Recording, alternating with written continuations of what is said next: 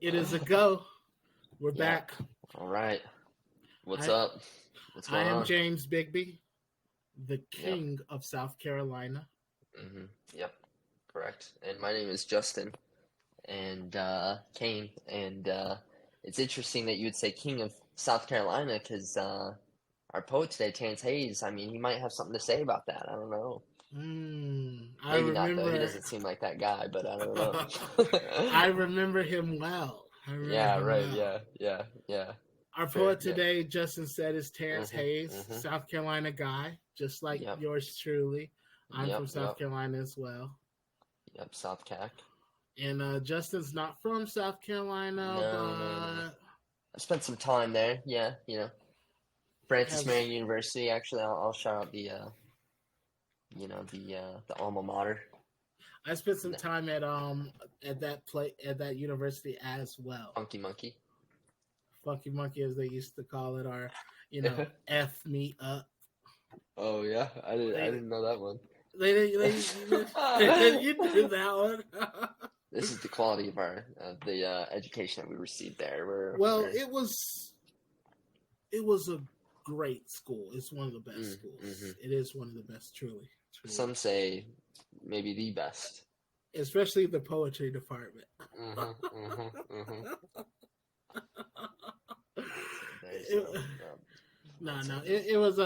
It's like many things in South Carolina. It was held together with sticks and glue. One string pulled in the wrong way at FMU, and the whole thing would have crumbled. Yeah, like all of South Carolina. Once you cross into South Carolina from like Georgia or North Carolina, it's like all of a sudden like the jungle is like trying to like reclaim civilization. Like you can just tell nothing's like kept up with. I don't know what it is. Like you can just tell as soon as you cross over. Because the roads, like going from North Carolina to South Carolina, even just driving, the roads are like. You have just like the looming, swamp, especially in Florence. Oh yeah, South Carolina is one or two bad days away from just becoming a national reserve. South Carolina might just end up a national park one day. Or some sort of survival. It'll be like somebody will buy South Carolina and turn it into like a zombie survival theme park type thing. All of South, all those old dilapidated cities.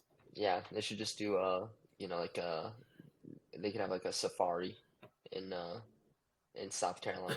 Right. Yeah. They should just have Jurassic Park there. Yeah, urban decay safari. And there'll be some places where people still live. It'll be like enter at your own risk. Like we don't go down there. We don't mess with the natives or whatever they're called. But no, I'm just kidding. South Carolina is a lovely place. No, it really is. It's the crust of the earth. South Carolina is the closest you can get to heaven on this side of heaven. Yes, yeah. Salt of the earth. That's what I should have said, not crust of the earth. That's it. Yeah. Crust of the earth. Crust. It's like that. Right. It is a lot of swampland. But hey, I mean, Terrance Hayes, as you said, come out of there. Reps from South Carolina, Columbia. You spent some time in Columbia. I have. Columbia is a city really near beautiful and dear to part my of the heart. country, of course. Right. It is. And Columbia, South Carolina, is the crown jewel of South Carolina. Yes. Columbia, absolutely. South Carolina is a city that perfectly encapsulates South Carolina itself. Right. A lot of people say Charleston. Some people say Greenville. No. Neither one is South Carolina. No. If you want South Carolina, go to Columbia. If we could take South Carolina and squish it down into a city, that city would be Columbia, South Carolina. Columbia, yeah.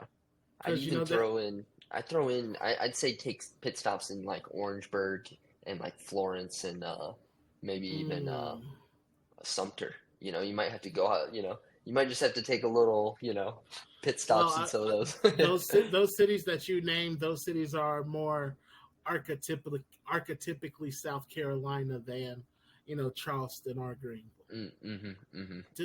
To be honest, Charleston is actually almost like part of the Low Country. It's almost like Yeah, right. Yeah, yeah. it's not. It Same with is South Georgia. Carolina, right? Savannah, Charleston, just low country.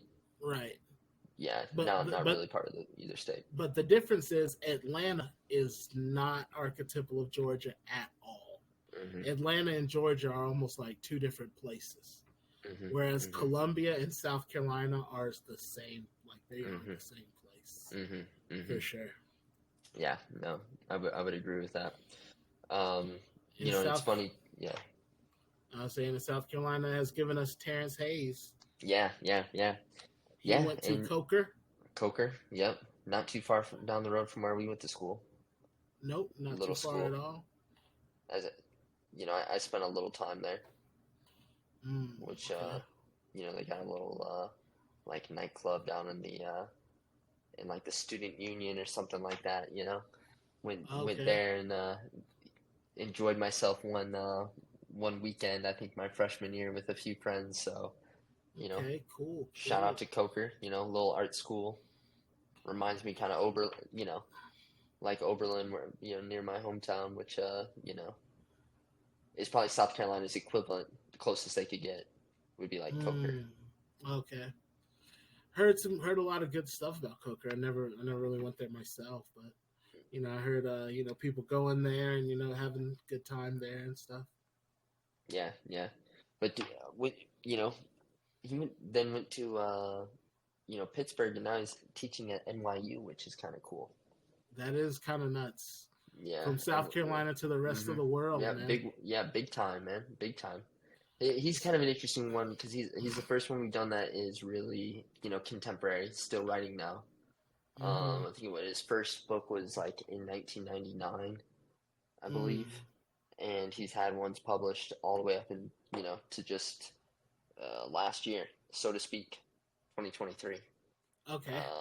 Came out, and then in '99 he had Muscular Music. So he's he's had a handful of a few of them that were award winners or were close, like that Lighthead won some awards, and he's got How to Be Drawn was a finalist. That's a book I drew, or I took my poem from. Oh, Um, okay. so that that one was a finalist for the National Book Award. So he's had some good ones. I mean, obviously, I mean he's teaching at NYU. The guy, I mean, he's legit. Yeah. But definitely contemporary. Right. Yeah, And, definitely. Yeah. and the poem that I chose is actually typed from a book where all the poems have the same name. The Mm, mm, poems are called American Sonnet for My Past and Future Assassin. yeah, And yeah. I actually read like eight or nine. There's 14 poems in the book. I actually read like eight or nine of them, and it's kind of getting a feel for Terrance Hayes. And we were texting a bit earlier before the pod, and I Hmm. said something like, he's almost like the Marvel movies of poetry. Just because how Marvel movies they bring in this hero, that hero. They got all the heroes, coming in. He's got ODB coming in. He's got this poet from back in the day. He's making allusions to just several poets from back in the day and several figures in hip hop and also Trump and so he's definitely, I would consider, a postmodern poet, not afraid to go and get and use real contemporary figures and figures from pop culture, within the poetry. Mm, hmm. Hmm. Yeah, I think there. Yeah,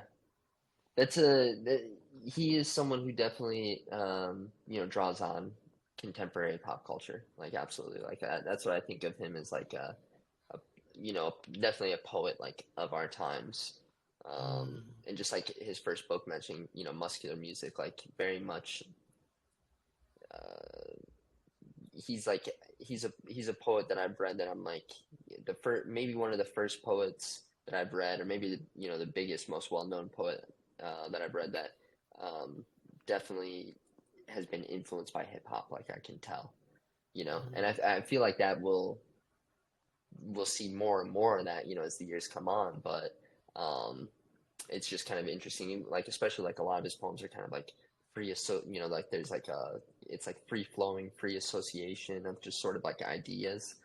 I feel like very much comes out of like hip hop or even like Lil Wayne with like who's you know his like free, free association. His freestyling is like like that's what he's like famous for.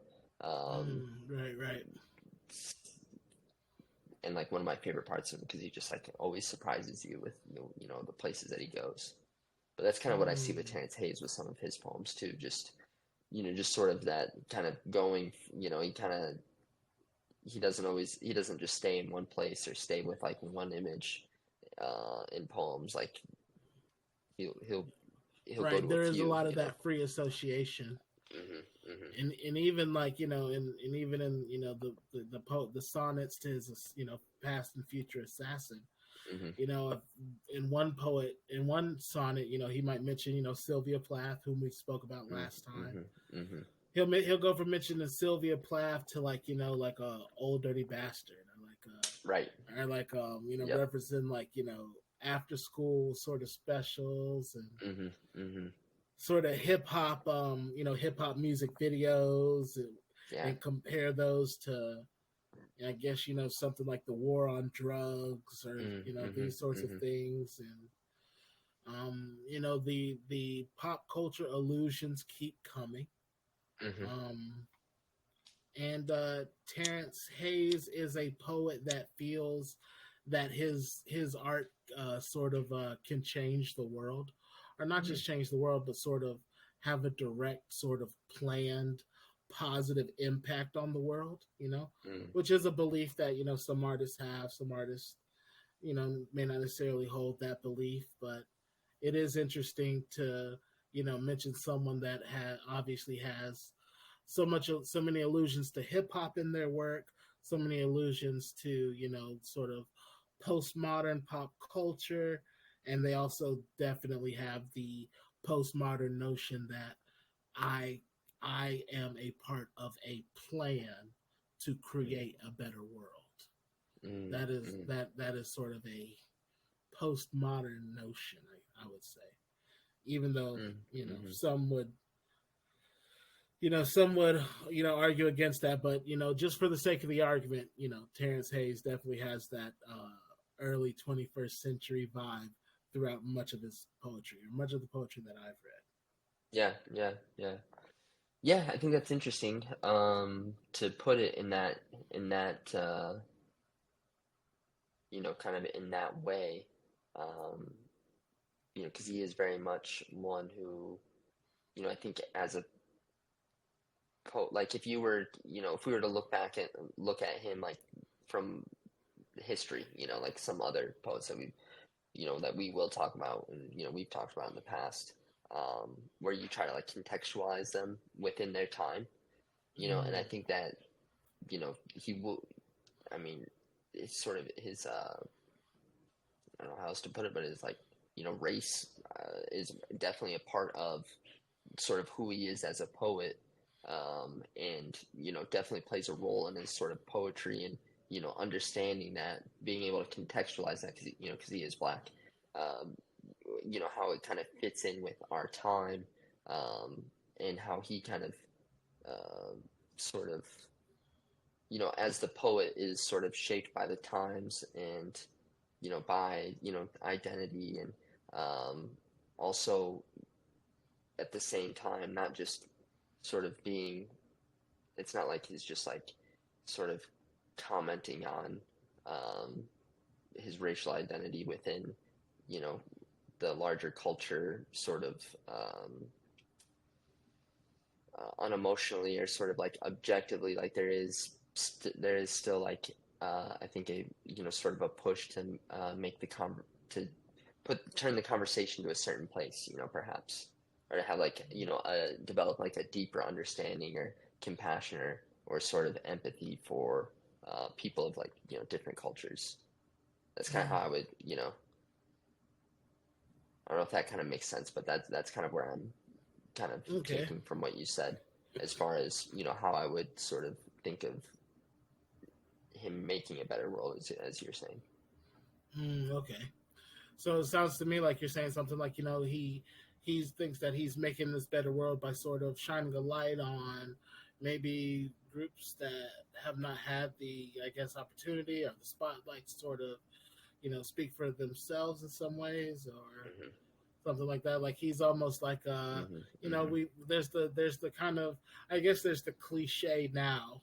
It has become cliche of give a voice to the voiceless, Hmm. Hmm. sort of Yeah, thing. yeah, yeah, yeah, yeah.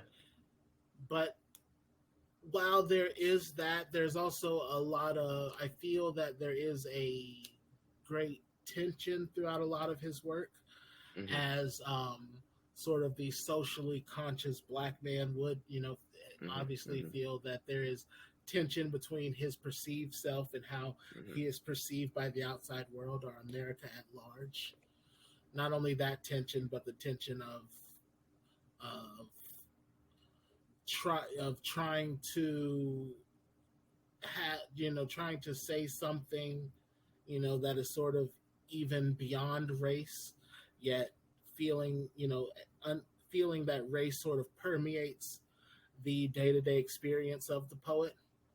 So Hmm. sort of that, so I see a lot of his work as sort of reconciling those notions.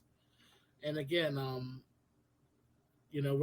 we are dealing with a poet that believes that Hmm. this is Hmm. possible. Hmm. Hmm. Because in our times it might be weird to say, but I do stress that that is a belief that your poetry is sort of a part of a plan of making the world better. Like there is a plan to make the world better, and this is my effort to participate in that plan. So that is a belief, and we are kind of engaging with a poet that sort of has this belief. Hmm. Yeah. Hmm. Yeah, I mean, I would, I don't want to try and like. He's been at it for a while. He's been at it for a while. Like I said, his first poem or first book was published in 1999. Who knows how far back it goes that he's been writing poems. Um, I don't want to make it sound like he's so contemporary that he's like woke or something like that. Like he's kind of been at this for a Mm, while. right, right, right. Um, Kind of think it, in the same way of like maybe if like someone like Common was just like a poet. Mm, Kind of almost mm-hmm. in some ways think of Terrance Hayes sort of kind of similarly. But he's also he's very technical, as well as kind of, he's not like really strict. Like it's not like he's like writing like I am a pentameter, like you know, Mm-hmm. and with like end rhymes and um, You but like know, that sonnet, that book of sonnets, I think it might even be more than 14. I thought it was like 70 poems or something like that.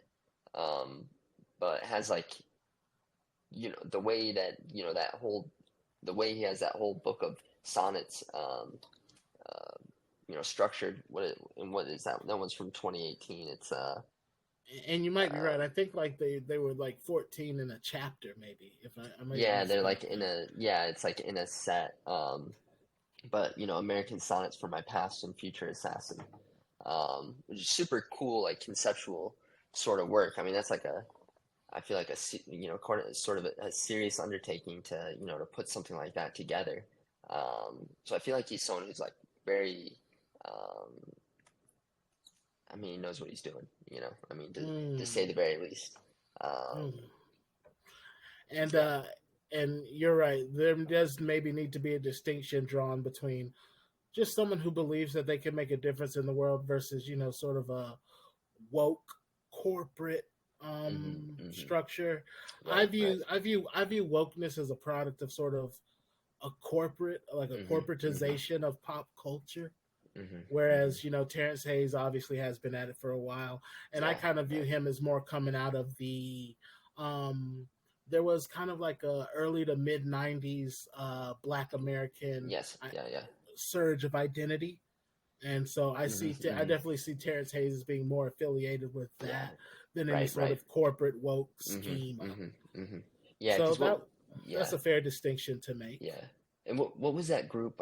Do you remember that had like Erykah Badu and uh, um, like Jay Dilla and um, Um, like I think uh, Andre 3000 was a part of it. There's like this whole. It was like a collective, you know.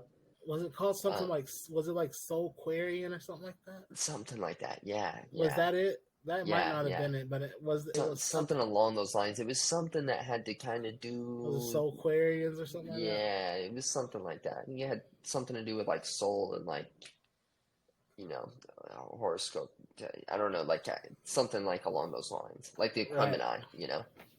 Hmm. Um, that I associate with that, like that late '90s. Um, Yeah, like you're right, Diggable right. Planets. Right. Diggable Maybe like Most Planets, Def. and what who are the guys that did Tennessee, Right? Yeah, Arrested Development. Arrested Development. Yeah, right. And even I mean, the Million Man March was in the '90s, I think. Hmm. You know, Hmm. there was like the Nation of Islam was getting popular. There was Hmm. a surge of Black identity throughout the '90s for sure. Hmm. Hmm. Black, Hmm. and everybody was participating in it from the Fresh Prince to Farrakhan. So Yeah, yeah, yeah. and I feel and that was not a corporate.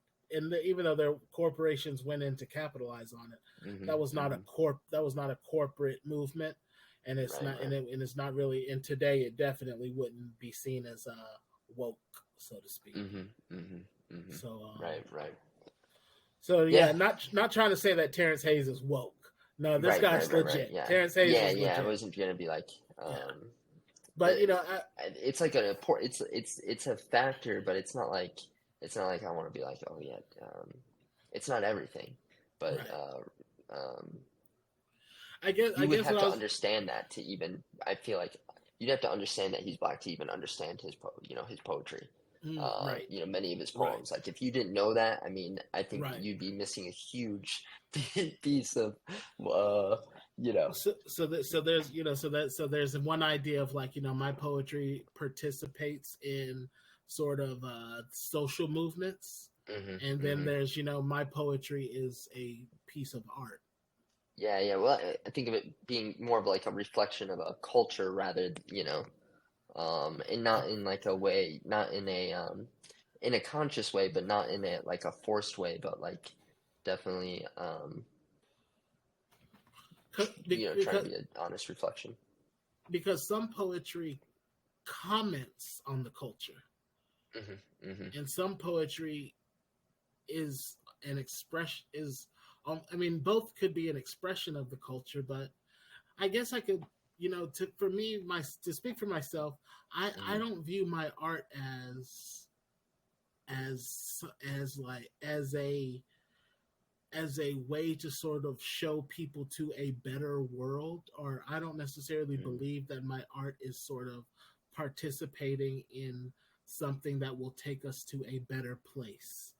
I don't really work from that point of view. Hmm. But I know there are poets out there that do, and that Wait, do feel yeah. and Sorry, but how do you like? What makes I didn't know that quite about him. How do you like? Where does you know?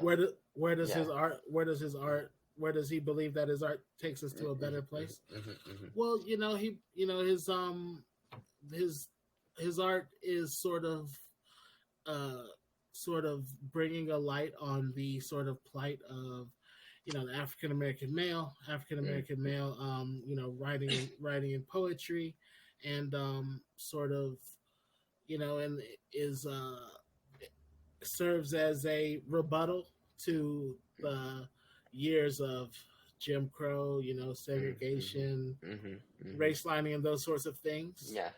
And I believe that writers who undertake such a thing, Mm-hmm, they are sort of believe they are. It is a belief that mm-hmm, mm-hmm. their Okay. writing That's is it. sort Yeah. of it is improving the world, for lack of a better I word. gotcha. I gotcha. I gotcha. Yeah. Some people believe they can improve the world, and Mm-hmm, I tend to more believe that people sort of improve themselves. mm-hmm, mm-hmm, mm-hmm. And I don't know if I view the art that I make as such, Mm, as something that has sort of trans not necessarily transformative potential, but transformative potential for, I guess, society. yeah. You know, Yeah. maybe some people think that society is a thing unto itself. Some people, think that society is an amalgamation of individuals, and in a way, Mm-hmm, it's almost both and neither. mm-hmm, So mm-hmm, every artist sort of has to negotiate this line. What we're talking about is sort of like responsibility of the artist. mm-hmm, It mm-hmm, kind of gets into notions of the death of the artist, and so what are the responsibilities of an artist? What can art accomplish? That's another idea, the idea that your art can accomplish things. mm-hmm, mm-hmm, um, mm-hmm. and not only just accomplish things, but accomplish things in a social justice arena. So these are ideas that have these ideas have grown popular, exceedingly popular, since Mm-hmm. the late '90s, Yeah. Yeah. and I would say maybe have reached their peak in the 2010s, Yeah. Yeah. or even Yeah. Yeah. into the pandemic years.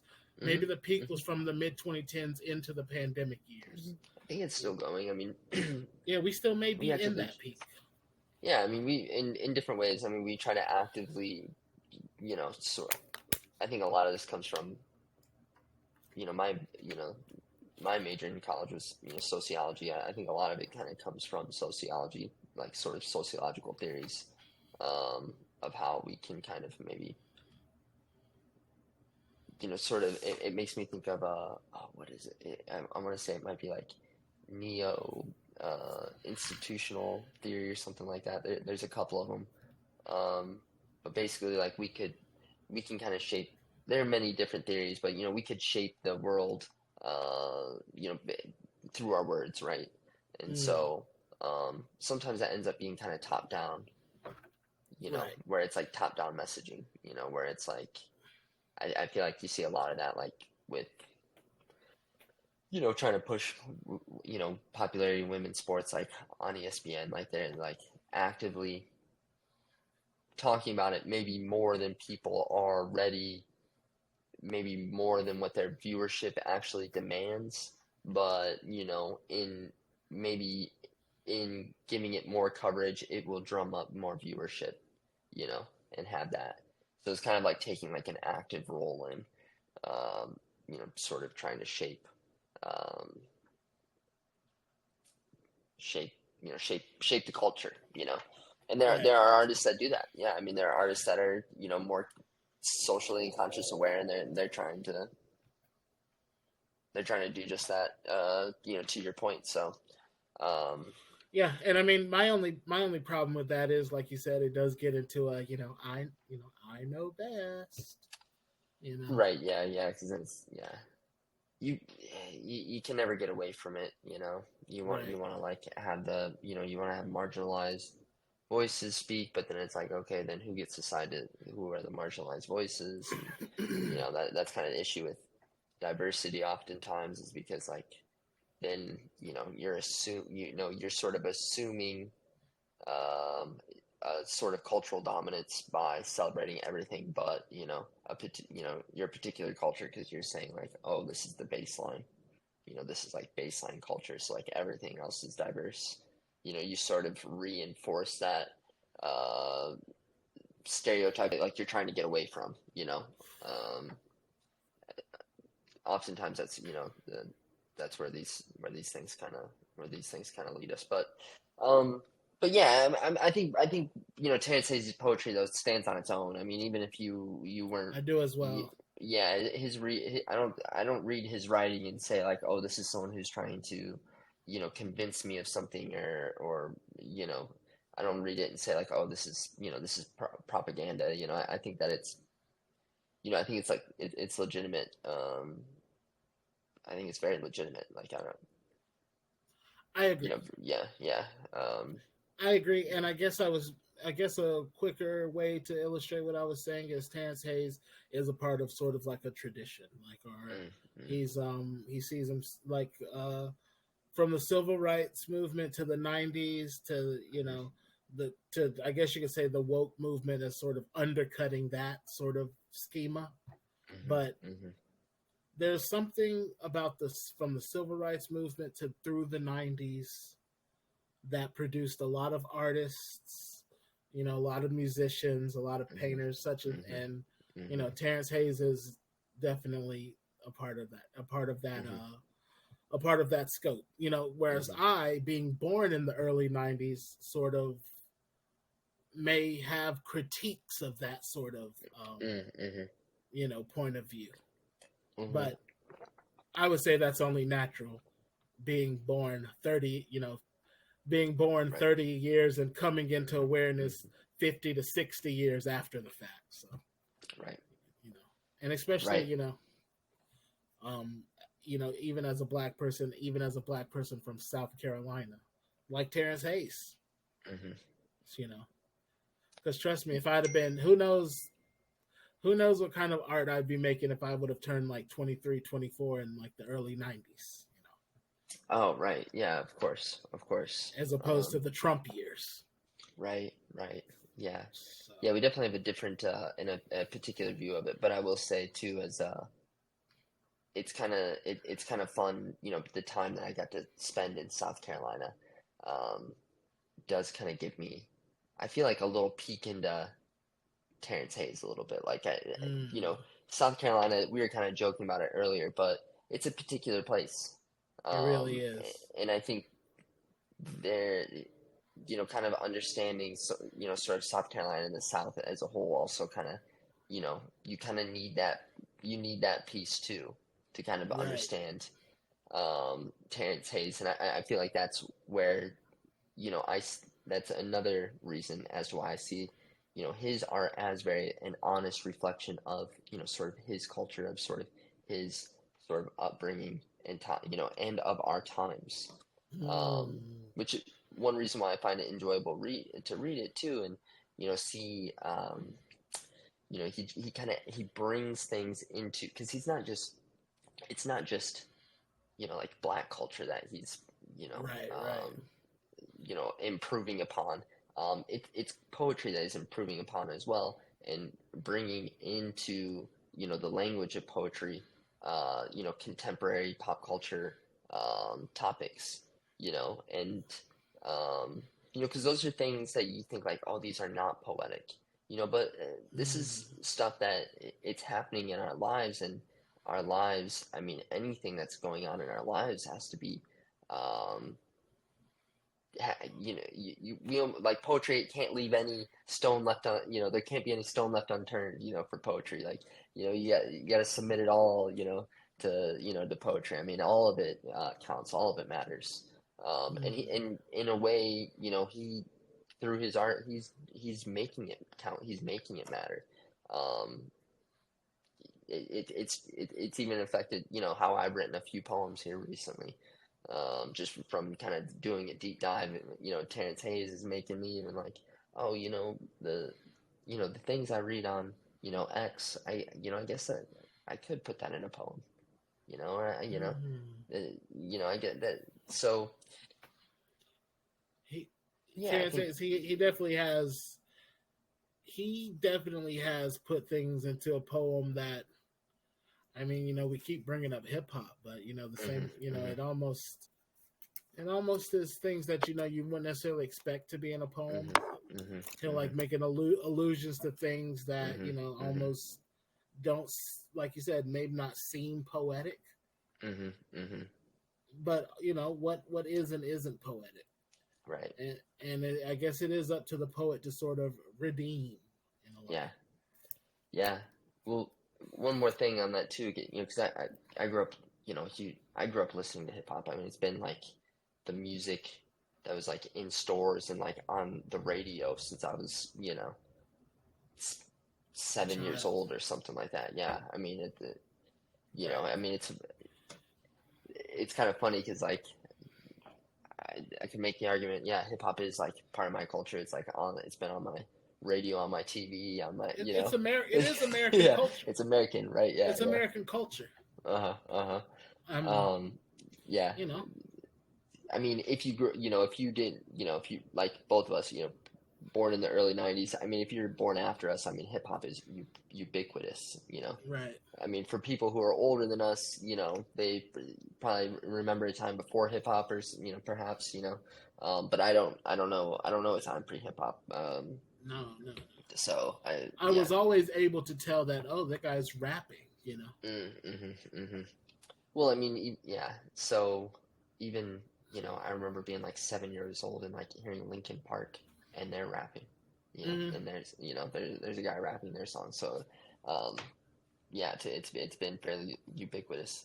Um, but when you read earlier poets, like say you read someone like Tennyson, or you read Wordsworth or someone, and they have all these, you think like, oh man, all these faraway allusions. You gotta look everything. You gotta Google all this. You gotta look all these things up. Mm. What are they talking about? They're making allusions to, um, like God, I gotta learn all this stuff about Greek poetry, Greek mythology, so just so I can read these poets and understand, what they're talking about. The same thing is like you gotta know hip hop. You gotta understand hip hop, and to even be able to also be able to understand Terrance Hayes and the allusions and the references.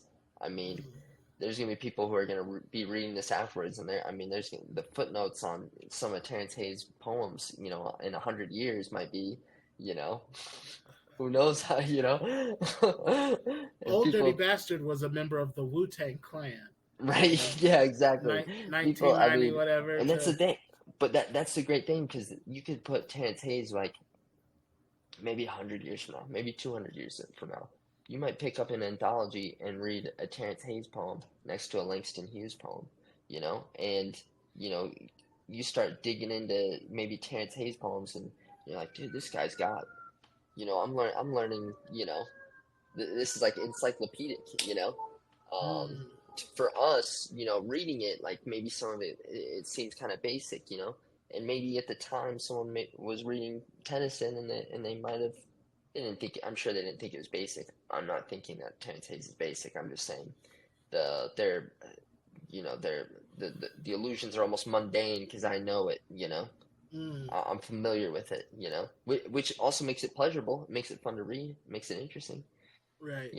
But maybe people at the time felt the same way with about Tennyson if they had a similar education. Mm. That makes a lot of sense. And the way you kind of describe Terrence Hayes as communicating some of these ideas, not necessarily saying that he's basic or mundane, but sort of communicating them not necessarily plainly, very artistically, Hmm. but in Hmm. sort of this a way that kind of speaks to someone who has been listening to hip hop. Hmm. Terrence Hmm. Hayes does. He's a fan of hip hop. You can tell.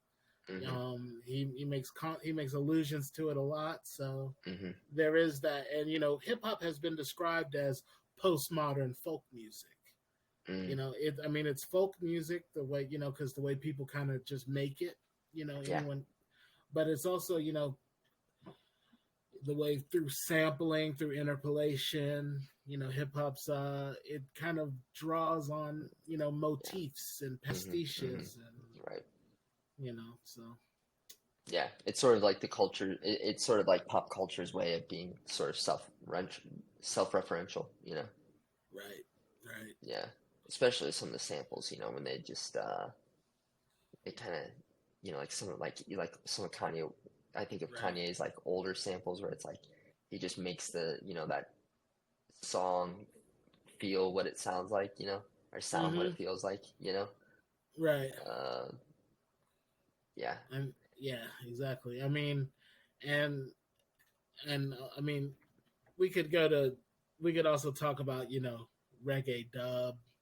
We could talk Mm-hmm. about sort of the Right. parody movies, everything from Mm-hmm. Scary Movie to The Mm-hmm. Smoking Gun. Mm-hmm. But hip Mm-hmm. hop, but the thing about hip hop, it not only does it capture what we spoke about before, but it also captures the musicality of Terrance Hayes' poetry.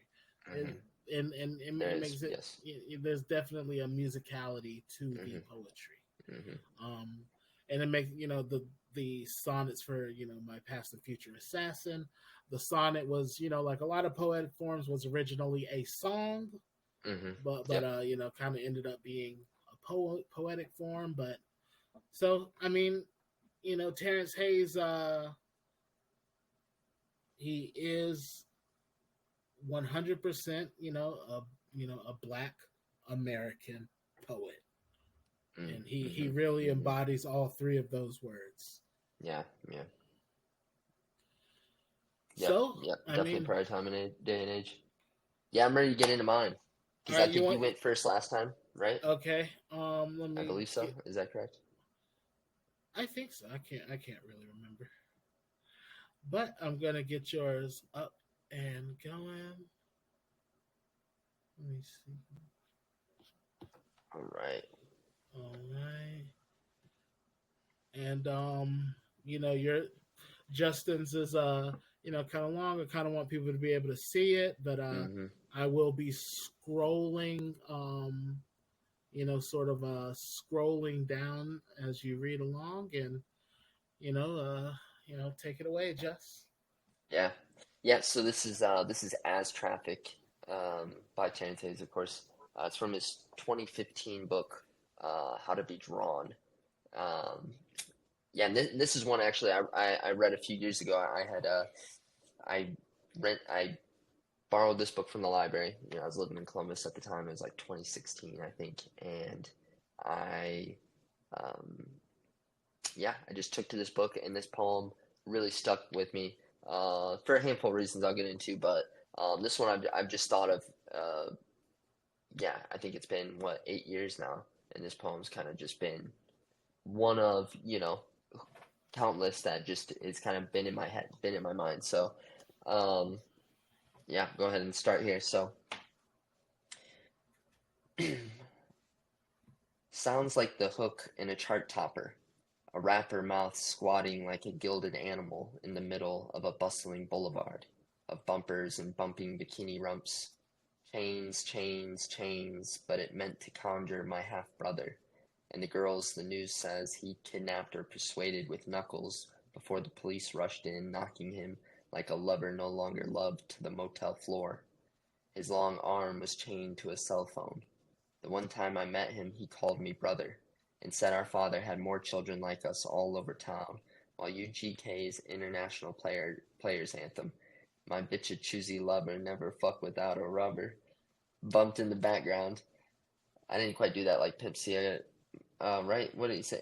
My bitch a choosy lover, never fuck without a rubber. I kind of have. You get the idea. Bumped in the background, foolishly. I did not think the worst of the music I adore had anything to do with having power over anyone else.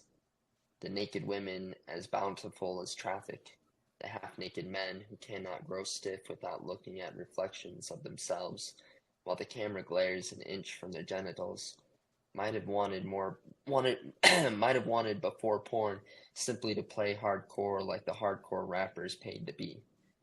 Wrapped in chains of rhymes, wrapped in chains of rhyme in the arms of women working for men who want to fill the soft pockets of everything with something of themselves. A camera swelled the locks on my brother's body in the courtroom the way police lights swelled over the girls he trafficked miles for money and taxed from gas back home and the protection he offered them from the belligerent Johns, and, when called for, protection from himself. Before the judge denied bail, the ruling was on the news. Columbia man charged with human sex trafficking. He will live in a cell with the beautiful solitude chained about his throat, growing over time as permanent and illegible as what has been scratched tooth and nail into the cells. The music I have been playing all my life is about pimps and who will be pimped. But when my daughter is listening, I play something else.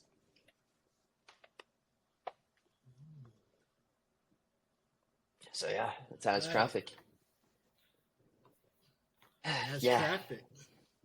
yeah. So, um, that one, like I said, it stuck in my head for a few years here. And I think I'd be remiss to say that in light of our recent scandal and arrests in public, with the whole Diddy Mm, thing, um, okay. this poem is, sort of, even more, apropos, to our Okay. current days and times. And this poem, it stuck with me, I think, a lot because, one, it opened my eyes.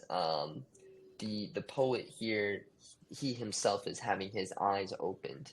Um, Reading this poem, it opened my eyes. I too, how it made me kind of realize it's sort of, now, you think about it, you're like, I have no interest in pimp call, even though I read the book Pimp by Iceberg Slim a couple years Mm-hmm. ago, which I would recommend. It's a great read. But I don't have any interest in pimp culture. I wouldn't be listening to music, in my car. I mean, maybe some of these songs for nostalgic purposes, but it's just funny the way, sort of pimp sort of culture and this culture of, yeah, I wouldn't think of it as human sex trafficking, but I mean that's what it is, and um, so it made me see it in sort of a new light.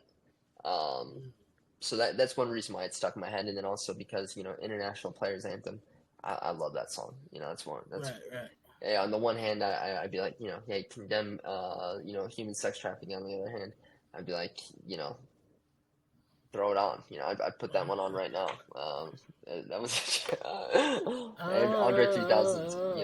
Right? Yeah, yeah, yeah. Hey, I'd CC every girl that I'd Hate CC around you, town. girl. Right. Yeah. Keep your Um, heart. 3 stacks. Keep your heart. Hey, That song. but That song was fantastic when it came out. yeah, actually, it is. It is. But the And that guy that is one. Hey, named Pimp. He is named Pimp C. You know. this is also a reflection of, Southern. We're talking about Southern culture. Right. So International Players Anthem. I mean, one, we know Outkast out of Atlanta. Savannah and Atlanta, and then UGK from Houston. Right. Houston, Atlanta, Vegas. Right. Those are the two big. And then Columbia. Columbia. I mean, Atlanta's like Columbia's big brother. Yeah. Is that too Something like much, that. or what? I mean, you might have some people, they look to Yeah. Columbia as I definitely get what you uh, mean. I just don't know if is Columbia Atlanta's little brother, or it's more like its little I weird can, friend or something. Columbia's sure, at yeah. I yeah. mean, But I get little what you were brother saying. there might be too much intimacy there. It's not that close. Right. Yeah. But no, Right, yeah, I it's not get that what you close. mean. I get exactly what you mean. Columbia could be like the kid down the street that like Atlanta doesn't ever really hang out with, but like Right. Columbia's always trying to do stuff to show Atlanta that like it, like it's on the Yeah, same, I like that comparison. I like that comparison for right? sure. Yeah, that's what it is. Yeah. So, um, the connection with Columbia, but the connection with the song, but those are the reasons why this poem stuck out to me. But a couple things on, just real quick on sort of like the structure of the poem. You know, this is one where there's like like I was kind of saying earlier, there's definitely, free flowing, free association of ideas. There's not, um, that kind of more governs sort of the structure of the poem. It's almost like kind of more of a narrative, rather than, um, because it's 41 lines. I don't know of any, poetic forms that are 41 lines, right? No, I don't either. Yeah, it's more of kind of like this narrative style. There's no like ending, like punctuation. There's no periods. Some of the lines kind of come to like kind of have a natural end stop to them, Mm-hmm. and some of them, are in jam, like they run over. Like, one I think where you have like, and the girls, here, like 5 or 6 lines down here, and the girls, the news says he kidnapped or persuaded with knuckles. I feel like there's a little, there's an end line there. Mm. um there's a little end stop there where, a couple lines before that you have chains, chains, chains, but it is meant to conjure my half brother. It kind of runs over. He's got some commas in there.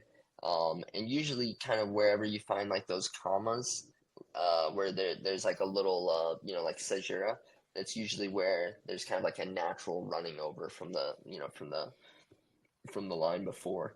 I mean, there's like flow and rhythm, but it's not like a strict meter, and there's a lot of areas where, of course, there's no end rhyme in this poem. There's not end rhymes in this poem, but the rhyme is still used sometimes, to kind of even like, I feel like it kind of helps with like the flow of the poem.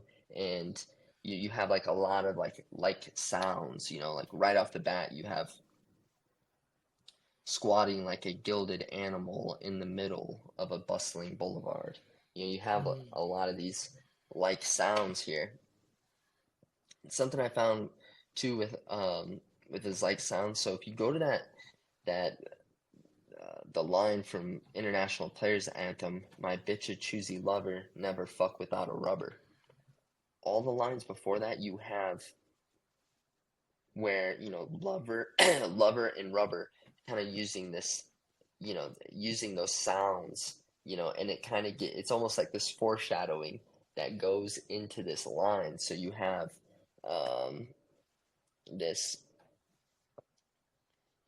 of bumpers and bumping bikini rumps, chains, chains, chains, but it was meant to conjure my half brother, this bumper brother. Um, Mm. Lover, longer loved, yeah, like a lover, no longer loved, to the motel floor. Um,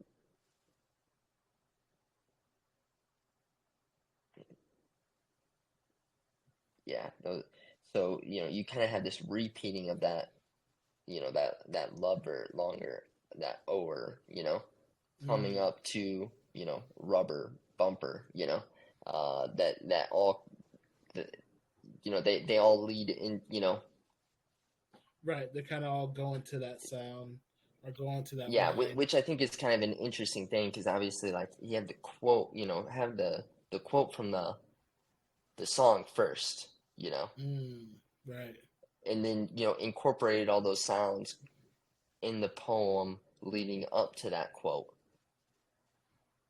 You know what I mean? It's Mm. Right. it's kind of it's kind of cool to see, because like you would think like maybe he like started with that quote, and put all these sounds into it. But then it kind of, instead of leading into it, yeah, it's like a bit of, it's kind of like a bit of it's almost it's not foreshadowing perhaps, but Mm. in It's almost retrospect it all it's makes almost sense. like a There's a punchline. term for that, I know. Yeah, it's like a punchline. Yeah, thank you. It's like a build up and a payoff. Mm-hmm. Mm-hmm. Because then that And even, foolishly kind yeah. of, kind of is another section of the poem after that. After that Yes. bumped in the Right. background. Yep. Exactly. Yeah. And that's where it's kind of like a, because then it's like this is almost like a, bit of a, maybe sort of maybe an awakening point, right? because it's from here where he kind of has more consciousness, because then it's like reality hits in after the, sort of after the song. Um, but that's where it's kind of like a narrative. But also, with some of the like sounds, he has, uh, he will live in a cell with the beautiful solitude chained about his throat, growing over time as permanent and illegible as what has been scratched tooth and nail into the cells. That was a long to go into the cells. The music I have been playing all my life is about pimps and who will be pimped. But when my daughter is listening, I will play something else. Or no, I play something else. Not I will. So you can, kind of have like a little bit long payoff, but you still that sells. It still rings. When he ends on I play something else, it it reverberates. Which I'll talk to. I think that also informs some of the meaning there, and I don't want to get too far ahead of myself. Um, just go ahead and say it. I think that I'll wait. I'm not going to get too far ahead of myself. So because I don't want to I don't want to say what the end of the poem is before I start talking about the rest of it here. But what I kind of think with this poem is. If I had to give it, what I'm kind of thinking, some big ideas what this poem is about, I feel like I get ideas of this of like imagined past, sort of a lost history. There's power, over ourselves and each other. There's being disconnected from ourselves, from our culture. There's a loss of innocence, you know, sort of a discovering of what everything we thought that not everything was what we thought it was. Um, and I think there's also kind of trying, maybe a redemption and maybe trying to like turn the page here. And I think that, where some of those are, where that can be highlighted is, or where that's found, where some of these ideas are found in the poem. It's like, you know, he's right off the bat, he's kind of giving us a picture, right? Right. Sounds like the hook on a chart topper. He's giving us sort of he's painting the picture of us. We see rappers, squatting, there's, in the streets, cars, I'm thinking, it reminds me of Fresh Prince, like Will Smith's, like Summertime, that music video or Okay. something. Yeah. Yeah. I'm, you know, I'm thinking something, something like that. We have, in the chains, I mean, Mm, you think of rappers, chains, women, bikinis, right. bikini rumps, especially, bumping bikini rumps, Right. um, we have the image of a rap video, right? Mm-hmm. And but but it is meant to conjure my half brother and the girls the news says he'd kidnapped or persuaded with knuckles. You know, the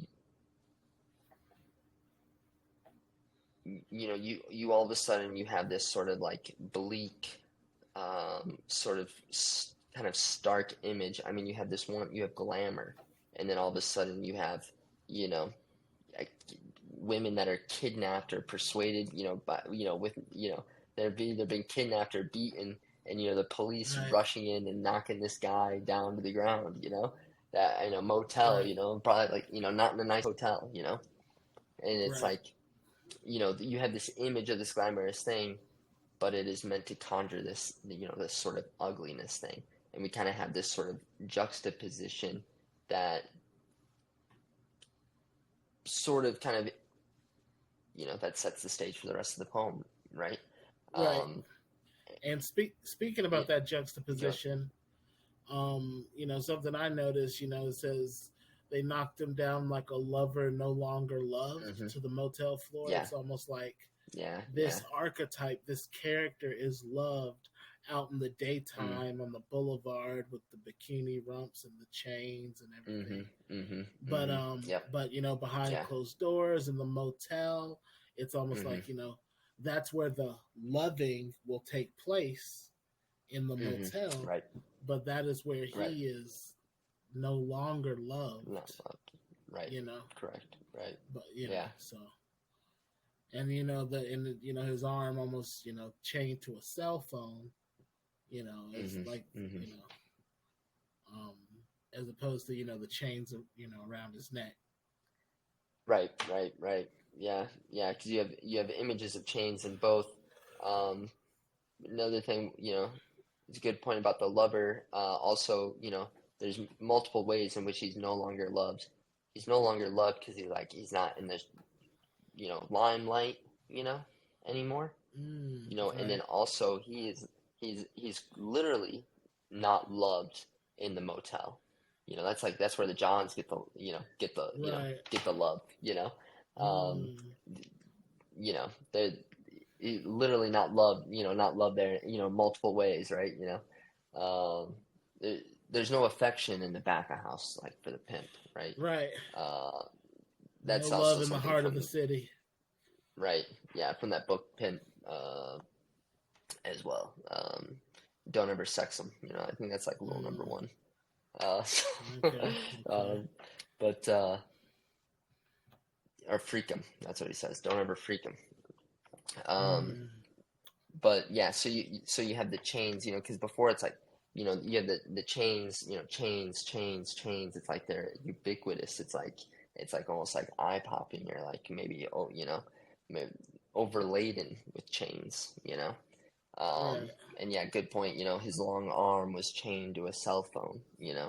Um, this is what he's kind of, that sort of stuff on like that work. That's what he's kind of, sort of imprisoned himself with was, sort of, was this, was the work that he's doing. Um, but, and that's kind of, his long arm was chained to a cell phone. That's kind of like an end stop there, right? It's not Mm, like we have another stanza, but the next line, we're going to another idea, and this is kind of like, we're talking about like this, sort of, um, it's a series of sort of images or scenes. It's like these free association of ideas. So, the one time I met him, he called me brother. There's almost like this, just like with the pimp, there's like this faux intimacy, you know. mm, The one time I met him, he called me brother, but were they ever really brothers? mm. This is the, were they ever really brothers? The pimp, the, this, the pimp, like he's, he, when you're, I guess when you're, selling, when prostitution, you're kind of selling intimacy, you know. Mm. He sort of offers his brother intimacy. There's a disconnect there, and I think that's sort of highlighted with and said our father had more children like us all over town. Right. Like there's almost this is there's a lost history there. There's it's almost like there's there's a lost history there. He's disconnected from like his culture, from from his father, from his brother. His brother is almost like a gatekeeper into this Right. society. His brother seems to know his father. His brother seems to know that he Or has no, kids no all of over his town. father. Right? Yeah. Um, and and more so than than the speaker does. Mm. You know. And then you have UGK's international players anthem. That's where you have the line. My bitch would choose a lover, never fuck without a rubber. The interesting thing about that though is too where there's another little juxtaposition there, because while these lines are almost meant to represent his brother, and by virtue of that, because his brother I feel like makes an appeal to the father by saying like, yeah, our father has children all over town. Like his dad was doing the same things. That's what I take from it, right? Right. The thing is like my bitch a choosy lover. Obviously, I'm not trying to make a comment on his mom, but obviously his mother was not, right? Never fuck Or without a rubber. His dad's got town. His dad's got kids all over town. right. Or that um you know, his dad has kids all over town, but the women who are the women who are working, they are not selling anything procreative. Whereas, his dad has kids all over town, but the women that his brother is allegedly pimping, they are not doing anything procreative. So his brother's sort That of is true. almost like I mean, there's a his brother is like mimicking his father, but his father had children all over town, but hmm hmm the women that he's pimping, they don't have any children. right, right. And they also don't Yeah, have. He doesn't. They don't have sex with him. right. Because he is not loved. He's loved, like we said before. He's loved out in the, maybe in the streets, in the boulevard, in the limelight. Um, Yeah, but not by the women. right. Um, that he's either persuaded or with knuckles or kidnapped. This is different story here, but and you had pointed out then foolishly like we had said it earlier, this is after that line. There's kind of this is kind of like us. We see sort of like with new light a little bit. Where foolishly I did not think the worst of the music I adore had anything to do with having power over anyone else. The naked women as bountiful as traffic. This, you have, his, we were talking about power before, fake intimacy. Um, there's out on the streets, in the first image, like the rap video, that's where, the pimp has the power. Then you see where, he comes in and, he's actually chained to the cell phone, maybe he's actually powerless when the police come in. Um, there's Right. power with the father and the many children that he has, all over town, um, and then there's realizing that the music itself, has power, or is about power. And so, I think there's like something with him, connecting with his brother, through his brother into his father, connecting with the music. It's like a reconnection with, maybe with culture, with history, with the past. Because I feel like before this there was like a disconnection, Okay. you know. So that's why he sees in new with new light. The naked women, as bountiful as traffic, that go, the coming and going, Right. um, because and so he doesn't think it's anything about power. You see the naked women as bountiful as traffic. He doesn't think of them as being trafficked, but Right. like you're like in New York City street, you just have cars going every which way. The half naked men who cannot grow stiff without looking at reflections of themselves while the camera glares an inch from their genitals. This might have wanted before porn simply to play hardcore like the hardcore rappers paid to be. Again, this is almost about power over themselves. They, these half naked men, they no longer have the power over themselves. Maybe because they didn't have control over themselves, so now they don't have the control of themselves. You know what I mean? Um, Mm. they're losing. It's like there's they're the porn has power over them. Again, it's like this like almost like reverb cycle of almost with with sex and men and women. Um, where these and these these hardcore might have wanted before porn simply to play hardcore like the hardcore rappers paid to be. um,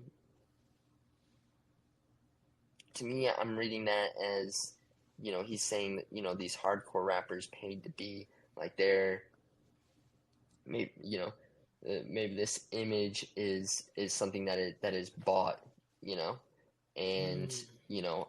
it is a performance in order to um, be able to uh, maybe express the power, flex the power that they'd like to have on others, um, by being hardcore.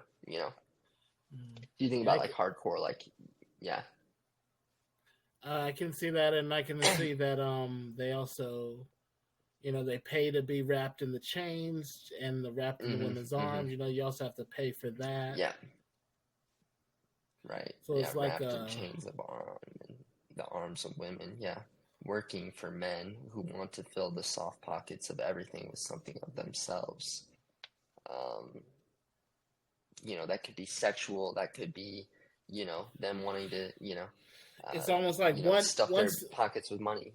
right, yeah, one set of men wants to stuff the pockets with money, the other set of men wants to stuff pockets in another sense, you know, but they're Hmm. all sort of when I think they're by half naked, they're almost like exposed in a way.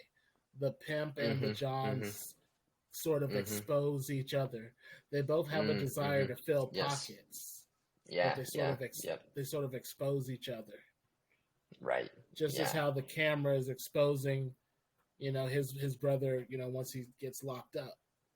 Right, right. Yeah, and then again, power, it swells, it zooms in on the locks, around his on the handcuffs, Mm-hmm. to almost to show him being powerless, now.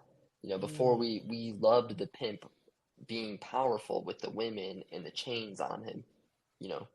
Now Right. we love chains on him regardless. We love when we see the chains around his neck. We want to see the chains around his wrist when he gets put in handcuffs. We want the Mm. zoom in on that. That's the money shot. Right. Uh, yeah, you know, just like you know, just like, and just like how that's the money shot. It's the same as the way it says in the court, my I can't room a camera swelled the locks on my brother's body in the courtroom the way police lights swelled over the girls he trafficked miles for money. Um, I'm not sure, the way these lights kind of swell over these girls. I mean, I'm just getting, Mm. It's like the camera sort of pans over. I hmm. imagine the camera Hmm. pans over them in the courtroom the same way when Yeah, yeah, the cop pulled the car over or the cop yeah. I pulls up to guess, the yeah. motel or something like that. Yeah, I guess I think yeah, swell. I guess when I'm thinking swells grows, just like maybe these lights like swelled or grew on these girls as I mean, the because police lights swelled on. yeah, Yeah, I mean the cops are getting closer, yeah, and whether yeah, it's in a car or getting close to the motel, a bunch of cops outside a motel, it's gonna, the lights are gonna seem to swell up the motel room. because these girls, he used to have, because he had power over these girls, right? Right. Because it's like when they are, when the lights are swelling on them, it's almost like then we see of all the ways that he used to have power on them. It's almost like a transfer of power from him to the police, you know, for these girls in a way, because is him, over the girls he trafficked miles for money and taxed for gas back home, and the protection he offered them from the belligerent Johns, and when called for, protection from himself. Maybe, he protected them from himself. Maybe, maybe threats, Right. you know. Uh, so yeah, I feel like there's a transfer of power there, but then, but the transfer of power is then like, to the state, because, the judge denies bail. The ruling on the news, Columbia man charged with human sex trafficking. It kind of hits hard because you don't think of, like I was saying before, you don't think of some of these songs. They seem innocent and fun, and you don't think of the reality that's behind them. That people are being, sex trafficked. They're being kidnapped. You know, beaten or, held against their will, and forced to do things, or, you know, and it's this sort of vicious power game. But, there's a way that the state also plays into this vicious power game, plays right along with it, Right. which is interesting because, then he's in the cell, again, now he's stripped of all power, but it's in there where he gets to experience the beautiful solitude, and now that is chained about his throat, you know.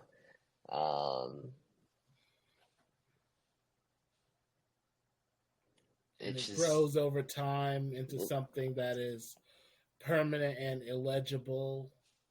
mm-hmm. Like the solitude is permanent, but he also cannot speak. Um, he cannot speak the solitude. Like he cannot, just as like like what has been scratched tooth and nail into the cells can't be spoken.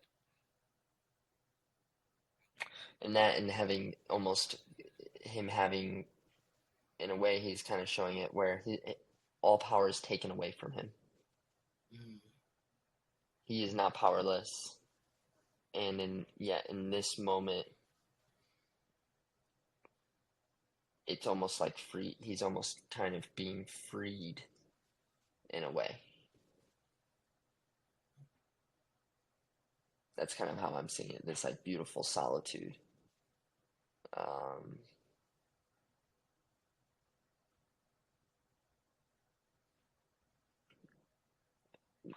I'm not sure. That's kind of how I'm interpreting it. Maybe Yeah, where he never beautiful. had, you know, Right. I wonder, why is the solitude beautiful? Maybe it's because then he's, maybe because he's taken out of the game, taken out of the cycle of of power and domination. right. He's kind of been given no other choice. Although I'm sure it doesn't end as neatly and nice, with a bow tied on it like that in real life. Right. But Yeah.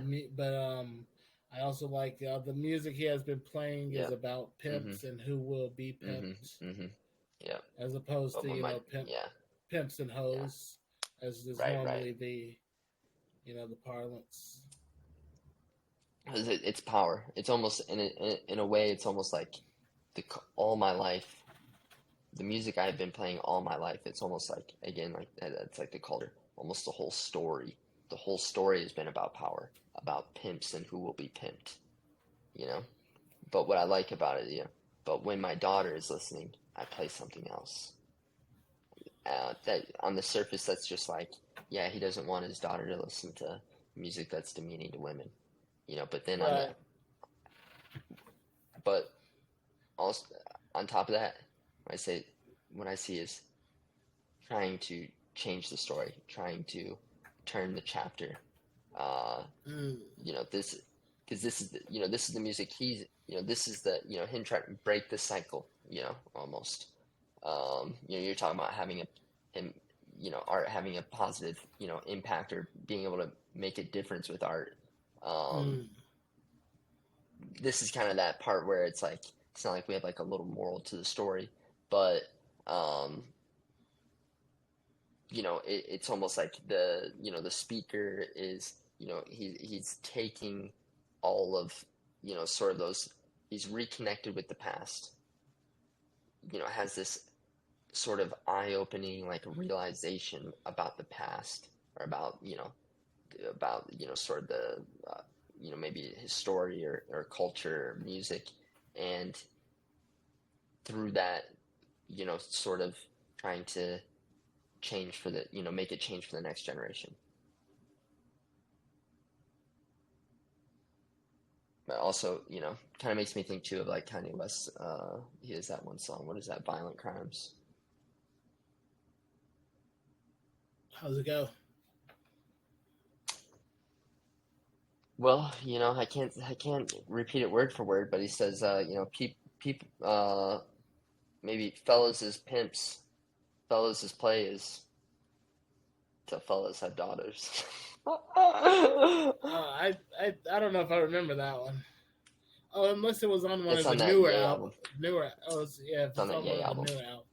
Oh, okay. Yeah. Yeah. I think I know what you're talking about. Yeah. It's a great one. It's a beautiful one. Right. Right.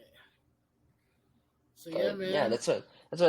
yeah, I think that this, in summary, I think, this poem mostly, pop culture references, you know, Right. touches on, contemporary culture, um, like, black culture, and then also, hip hop, and, um, and it's a poem, yeah, it's a poem largely in my mind about, about the struggle of power, and control over yourself and others. Yeah. And the interplay of that power, and Hmm. you know, and the interplay, hip hop music. I mean, Right. I remember when hip hop music wasn't just like everywhere. Right. Oh yeah. I mean, it wasn't like it was everywhere, but when we were kids, it was still on the radio, it was still on TV. It was still on the Um, radio, it was still on TV, but you wouldn't yeah. like you couldn't just like play it at like school functions and Yeah, it depend. Yeah, sometimes it depend. Yeah, it was like it had to be like kind of contextual, like right, a basketball game or a football game, like a hip hop song could play, but like you're right, not right. gonna play it at like graduation. Yeah. Um, or just like I don't know, like I don't know. I just feel like hip hop is kind of just much more ubiquitous nowadays. Yeah, for sure, Yeah, absolutely, for of course, sure. right, absolutely. But yeah, that's gosh, I had one other point I wanted to throw Yeah. in there, You and didn't write it down. no, it's just based off of what you had just said. Um, but no, yeah, no, as traffic from How to Be Drawn. Okay, okay. Well, the poem I chose was it was one of the American sonnets for my past and future assassin. I chose the poem that begins with the first line, and these poems they're looked up. There's an addendum at the back of the book where, the first line of each poem is sort of used to categorize the poetry. So I guess that's the de facto title, but it's called basically I lock you in an American sonnet that is part prison. So sharing my screen. American Sonnet for my past and future assassin. I lock you in an American sonnet that is part prison by Terrance Hayes. And I guess this poem is a sonnet, so I don't mind giving a little bit about the sonnet before I start reading.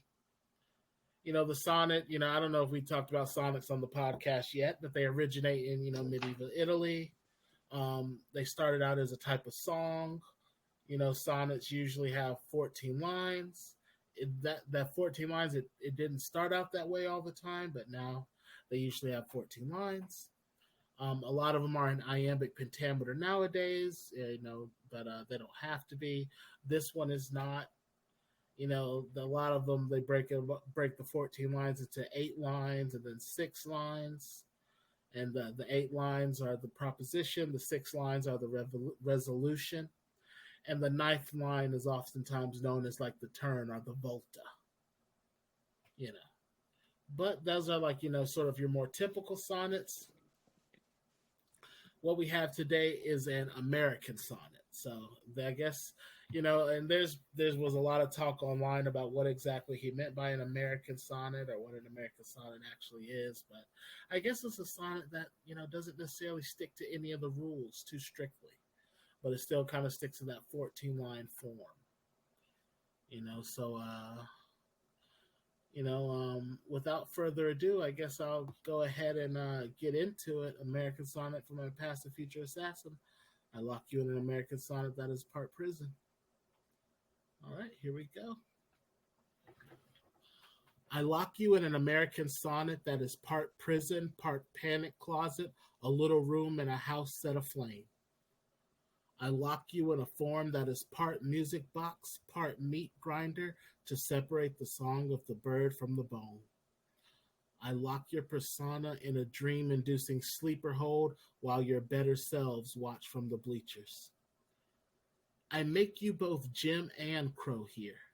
As the Crow, you undergo a beautiful catharsis trapped one night in the shadows of the gym. As the gym, the feel of crow shit dropping to your floors is not unlike the stars, falling from the pep rally posters on your walls. I make you a box of darkness with a bird in its heart. Voltas of acoustics, instinct, and metaphor.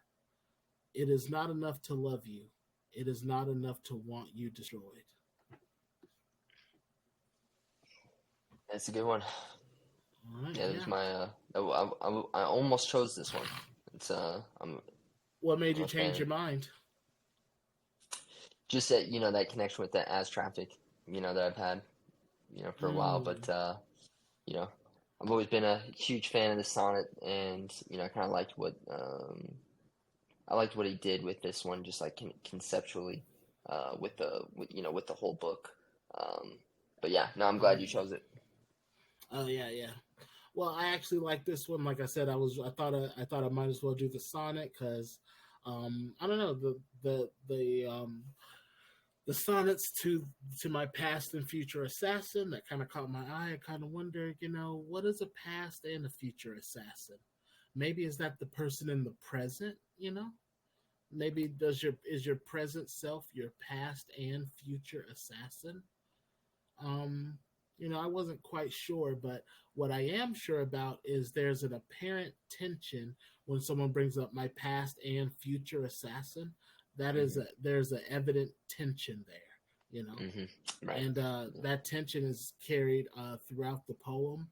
In the first sort of three, this poem we do have some periods, we do have some commas and stuff, but the first six lines are basically three sent are yeah, they're basically three sentences, and they all start with "I lock."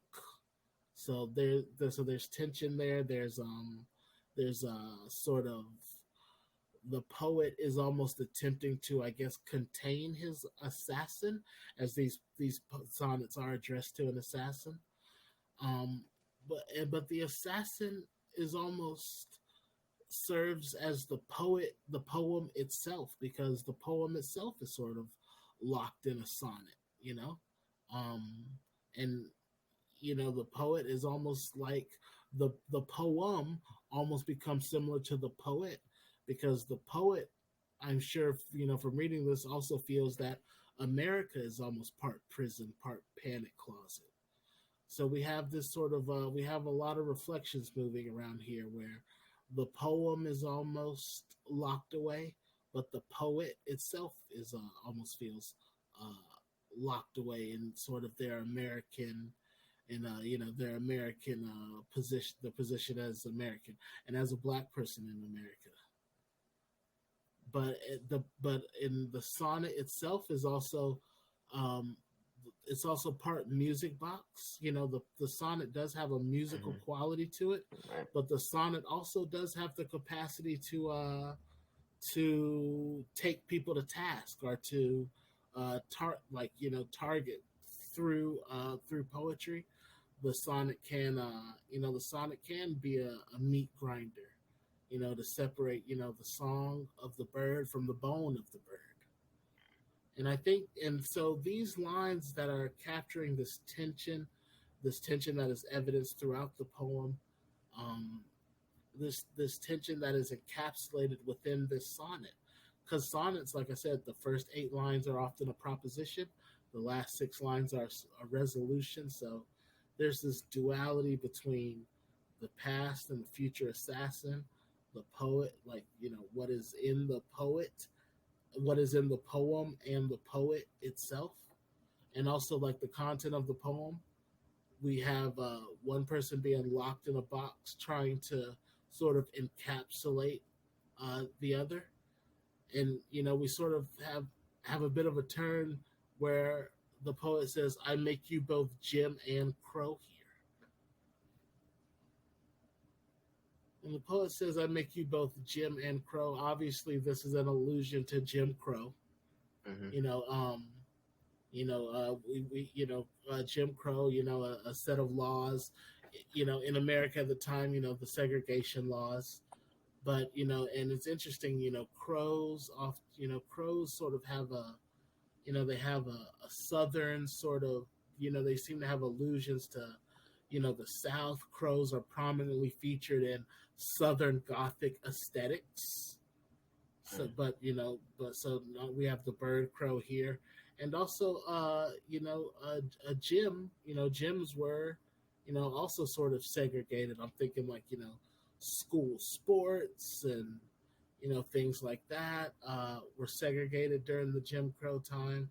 So so Jim Crow can is also sort of we also have things like a gym, a gymnasium, and a crow that, but we also have a crow trapped in a gymnasium as sort of like an allusion to maybe a black man in America, or even an allusion to the relationship to his assassin, to the poet itself.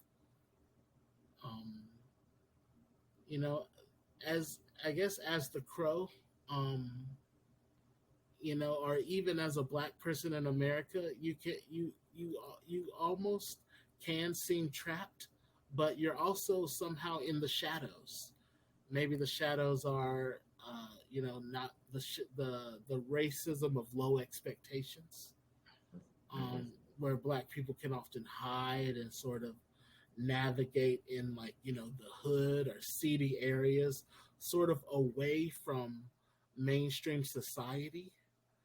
And and so as black people are sort of hidden away in, whether it's the hood or seedy business dealings, or more stereotypically, the gym itself, or mainstream society, sees the actions of the crow as the crow shitting everywhere, Mm-hmm.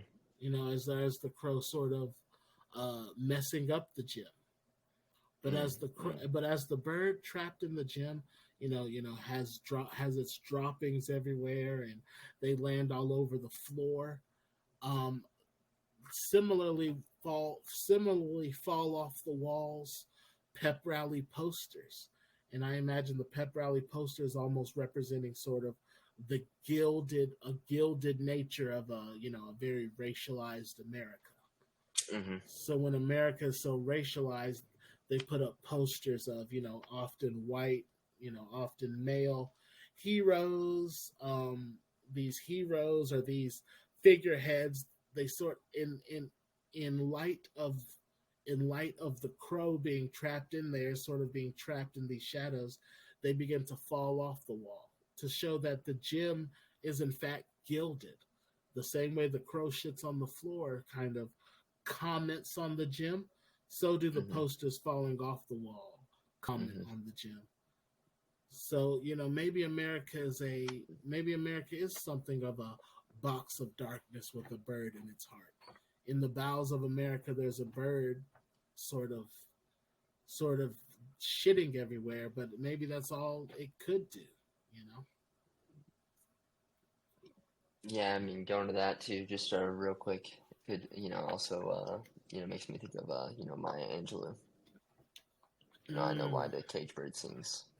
I didn't right. think of that before, but just with you saying that, Right. makes me think of And Yeah, it makes me get that in mind of and this. in this book there were other allusions to birds being in Mhm. cages and stuff like Mhm. that, Mhm. Mhm.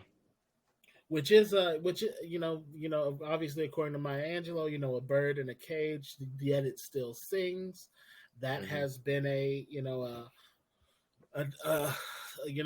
trope or something that is used to sort of characterize African Americans. Mhm. Also, even earlier, the rabbit, sort of like a trickster rabbit, has been used to characterize African Americans. And that kind of leads into the Looney Tunes Bugs Bunny kind of thing, but Mm. you know Mm.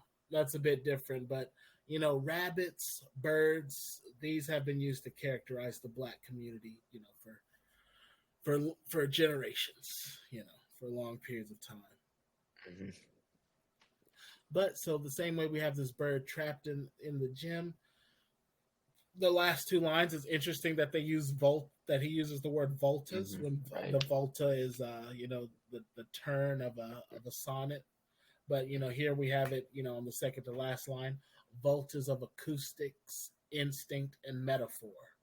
So, as the bird is in here and as we are reading the poem and as, black people are in America, these changes of sound and instinct, it is a metaphor, yet it's like we have an allusion to sort of a living metaphor, changing of Mhm. Mhm. sound, Mhm. the instinct of the bird, the instinct of people, and it is an apt metaphor, and just as the bird trapped in the gym, the black, and this is, sort of a larger point, but black people have sort of the black American has become a metaphor for resistance even around the world.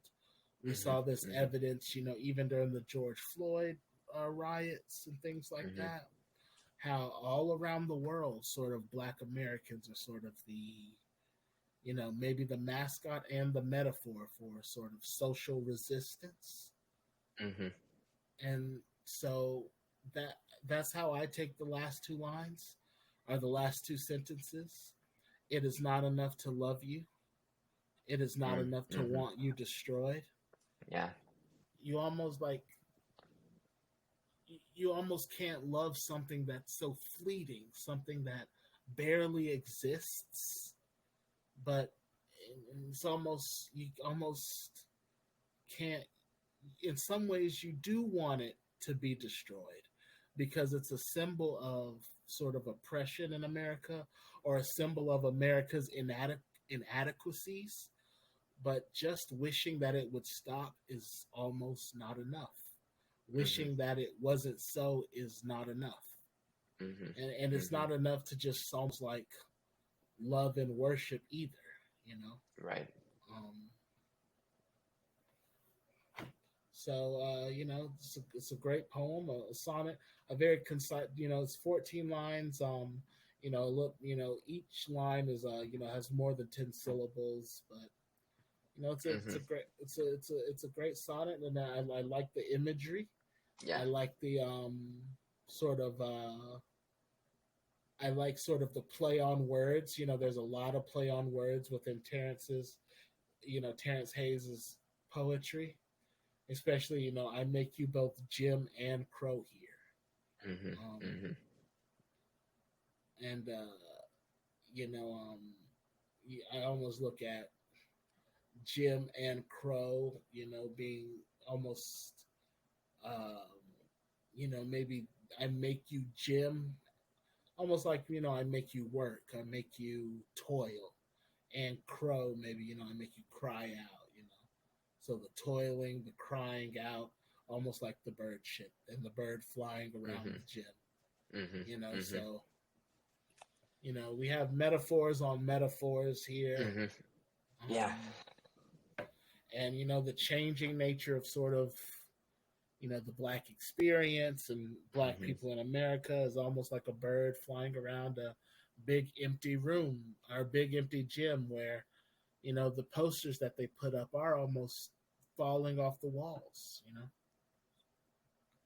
Especially you go back to the George Floyd. I mean, this came out before the whole George Floyd thing, Right. but Right. there was all the talk during those riots of, they're tearing statues down and Right, right, right. this and that. So, Mm-hmm. there is a sense that America is gilded, that America has a veneer to it, you know, Mm. and there's also a sense that one could peel that veneer off. Yeah, that is. Yeah, I mean, makes me think about Gil Scott Heron. Mm, He's got a poem he talks about. Ooh, I feel like just that washing. Well, I think it might be one that Kanye West uh, samples on that Twisted Dark, My Beautiful Dark Twisted Fantasy. mm, Freedom, washing down. Uh, there's something there. Yeah, I don't know. yeah. It's not exact, but there's something there about peeling back the layers and seeing this like sort of stinking, um, it not being as pretty as it may look from the outside. Mm, right, right. Yeah, And no, great poem. the voltage of acoustic, the Hmm. changing of acoustics. That's kind of another way to say the bird's singing. So the Mm-hmm. bird Right. sings and the bird's instincts, Hmm. because the bird is not seen as mainstream, quote unquote, its its natural behavior is almost seen as shitting all over the place or um, sort of defouling the gym. Mm. Yeah, I kind of see, I kind of took that too with the Jim and Crow is almost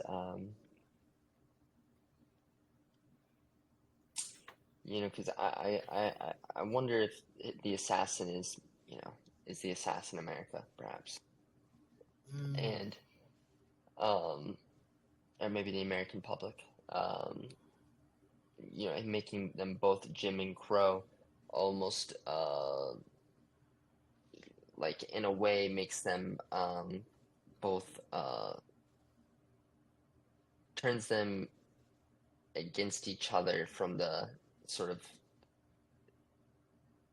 almost like divides them within themselves. I make you both Jim and Crow. I make you both this and that.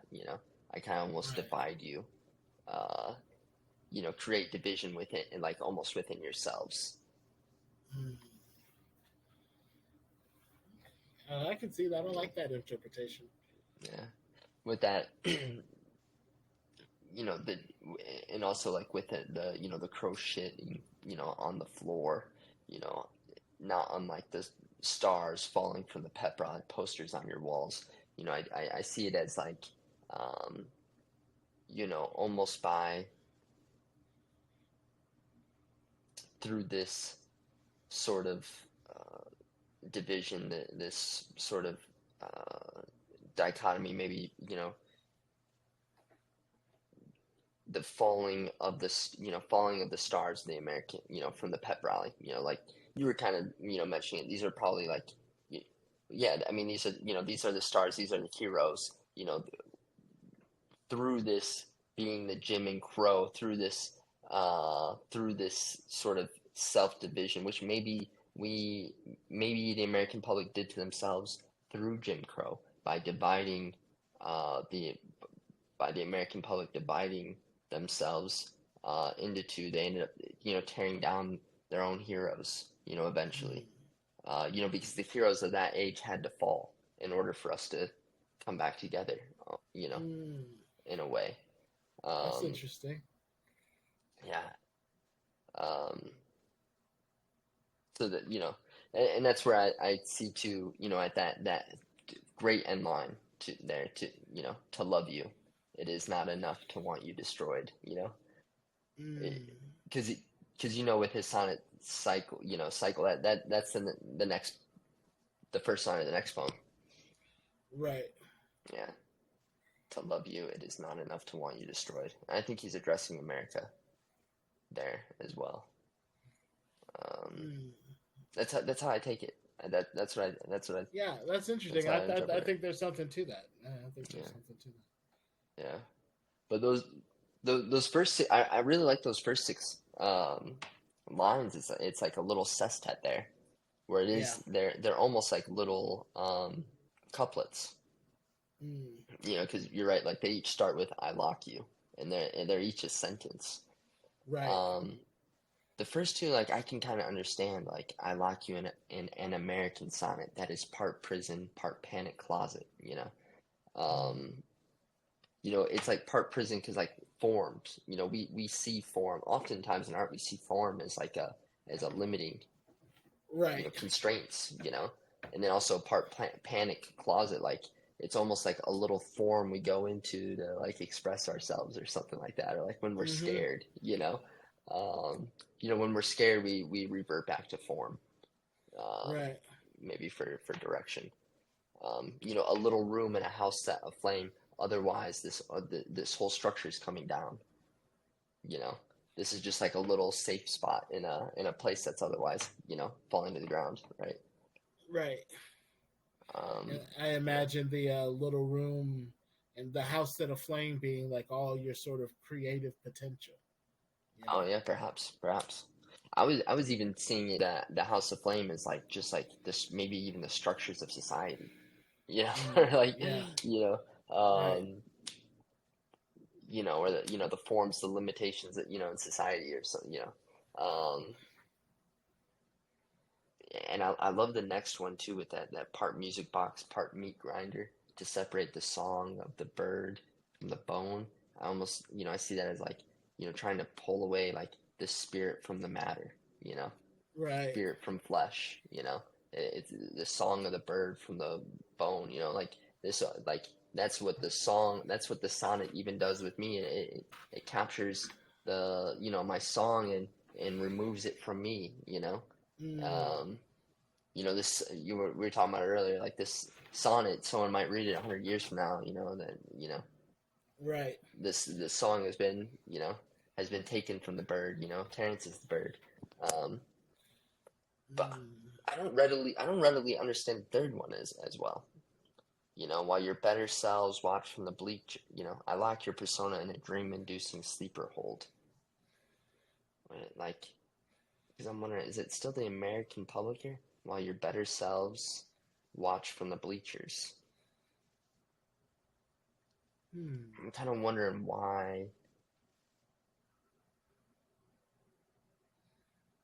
the better selves. I mean, the better selves are watching him put a sleeper hold, I guess, on their worst selves.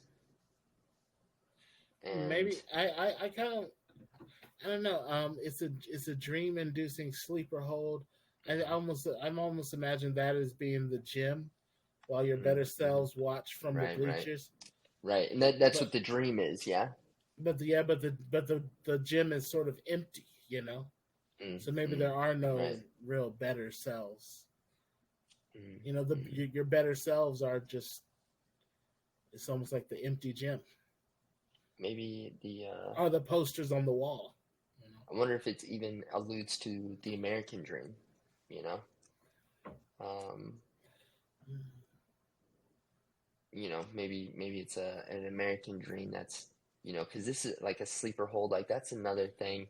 The sleeper hold is like, because it's a part prison, it's a music box, it's a sleeper hold. Um,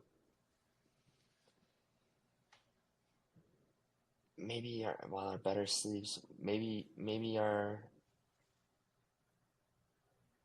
the American dream chokes our animalistic natures, and I don't know. I don't know. I'm trying kind of.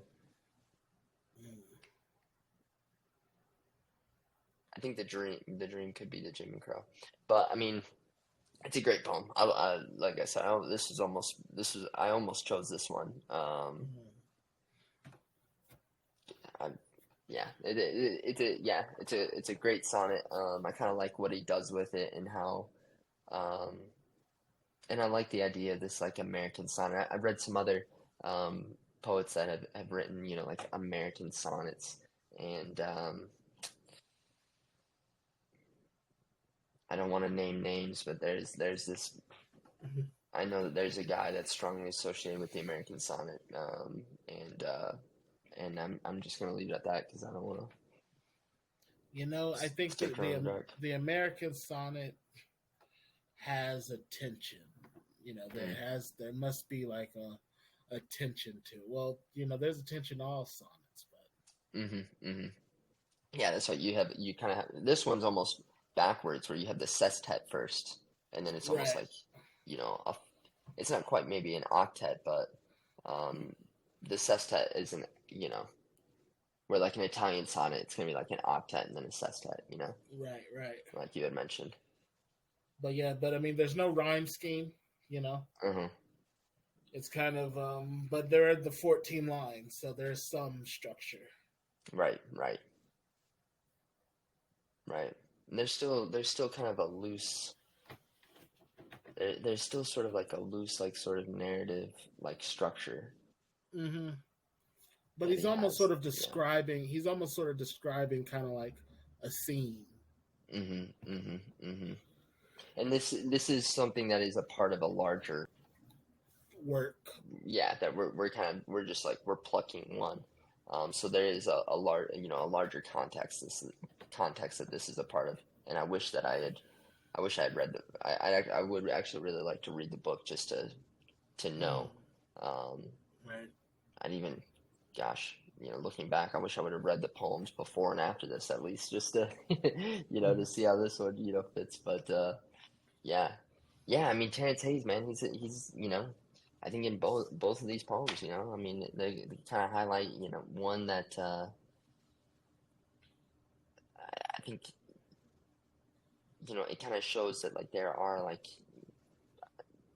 sort of great minds still. Like poetry isn't something of the past, you know. It's still okay. very Right. much Right. something that is in the present moment. And Right. yeah, I like Terrence that. Hayes reminds us of that.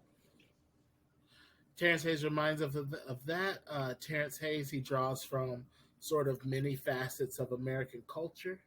Hmm. He's participating in America, as as all writers and creatives sort of, American writers and creatives sort of hope to do. Hmm. Um, he definitely has a tradition and a history. But he definitely has a point of view that that that is not beleaguered by corporate wokeness. Um, you know, he stands on his own 2 feet. Hmm. He Hmm. definitely stands on his own 2 feet. But he does have a point of view Hmm. though. But it's nothing. There's room sort of for these sorts of things in poetry. Different ideas, you know um, different aims people have with their work. But great work from Terrence Hayes, Hmm. South Carolina guy, such as myself. Yep. You Yeah. know, Yeah. I would say so a poet. Yeah, a poet of, of the present for the future. mm, Terrence Hayes is ahead of his time. Yeah, almost like conscious of its historical context. Mm, yeah, I can see that as well. I can definitely see that as well. So I enjoyed reading him, and you know, we definitely have some Yeah. more poets coming down the Yeah, I think we got pipeline. Charles, or is it Simic next? Are we doing Charles Simic? I've been saying Simic.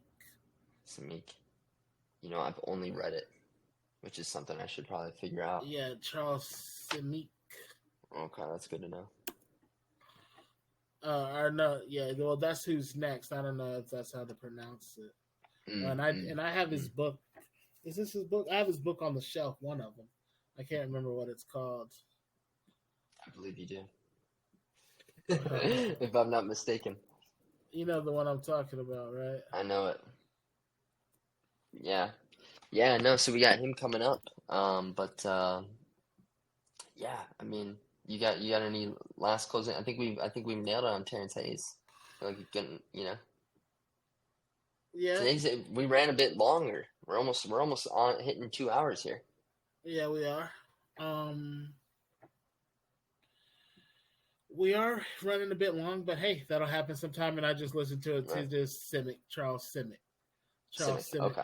Charles Simic will be next week. There we go. And we did run a bit long, but I guess we had a little bit more to say. I mean, I'm reading Yeah. Terrance Hayes. I guess my mind kind of came up with more stuff to say, and Right. Yeah. your poem was kind of long though. That's Your what I was poem gonna was say. kind of I had long. a long poem. That's what we kind of had a little longer introduction, and then I had a pretty long poem on top of that. Yeah, so maybe next time you can, We'll see. I don't know. Depends. I mean, if there's a good one that's long, I mean, I guess I guess there are good Yeah. ones that were shorter though. Yeah. Had 70 sonnets, but no, just kidding. You picked a good one because it had the the UGK line. That was a good one to kind of show what he's capable of. Right. But other than his sonnets, he doesn't have too many that are kind of shorter. His poems are a little bit longer. Yeah. Yeah, the guy is he's kind of wordy for sure. Right. Yeah. So that's I did actually try to find some shorter ones. That's almost why I went with the sonnet. But then that's also why I didn't go with the sonnet, because then I was like, I feel like I'm copping out. I'm just choosing this one because it's easy, easy 14 lines, whatever. But but yeah. But all right, man. Well, hey, cool, dude. It's getting late. It is getting late. Right. I'm tired. I gotta work tomorrow. Right. All right, man. Well, hey, I'll talk to you next week. Hey, oh yeah, for those of everyone that was listening, get in the comments. Tell it like right. Dude, I want to hear what you guys other think people about Terrance Hayes. Right. Maybe maybe we're idiots. Tell us how. Maybe we don't even know what the hell we're talking about. Right, and please let us know. Otherwise, please. In the same regard, tell us the opposite too. If you believe so. Right. Yeah. So get in the comments. Take it easy on each other in there. Mm-hmm. Right. You guys want to go fight? Go to X and fight. Mm-hmm. No, it's like that. You ever seen a band where they're like really? They want everyone to mosh, but they want everyone to be like really respectful. Like one of those older punk bands that's like trying to regulate the mosh pit. All right, guys. We can mosh, but come on. If there's any women or people with disabilities in the mosh pit, like make room for them, bro. No, come on. Like if anyone falls, you pick them up. That's not how mosh pits worked back in the day. But but that hey, someone falls, you pick them up. Yeah, right. That was like the motto of 2014 Warped Tour. Yeah. Well, hey.